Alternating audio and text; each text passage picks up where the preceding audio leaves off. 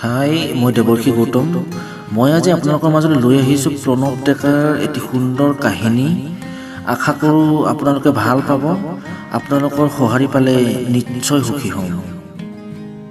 শীতৰ দুপৰৰ সূৰ্যৰ আভাই তাইৰ কপালৰ সেন্দুৰৰ নদীখনক জিলিকাই তুলিছিল। হঠাৎ ফোনটো বাজি উঠিল, টিং টিং কৰি। মনিষাই যাওঁ নাযাওঁকৈ উঠি গৈ ফোনটো ৰিচিভ কৰিলে।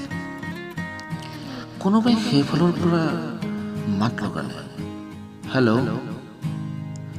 যেন কুলিজনীয়ে লাজতে পাতৰ আঁৰৰ পৰাহে মাত লগাইছে।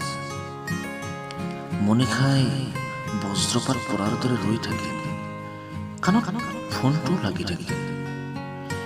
কেইবা বছৰৰ আগতে ঘৰৰ বাধ্যত চিনাকি মাত এটা এৰি থৈ এইখন ঘৰলৈ আহিলেও মনিষাই মাতটো একেবাৰে পাহৰি যোৱা নাই।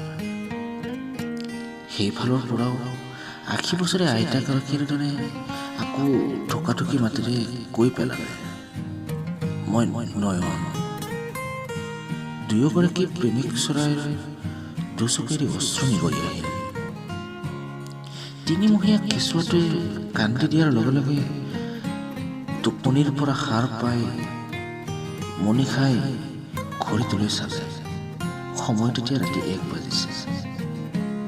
পুনৰ কেঁচুৱাটোক বুকুত বান্ধি মনিষাই পুনৰ নিজকে নিদ্ৰাদেৱীৰ কোলাত সমৰ্পণ কৰিলে।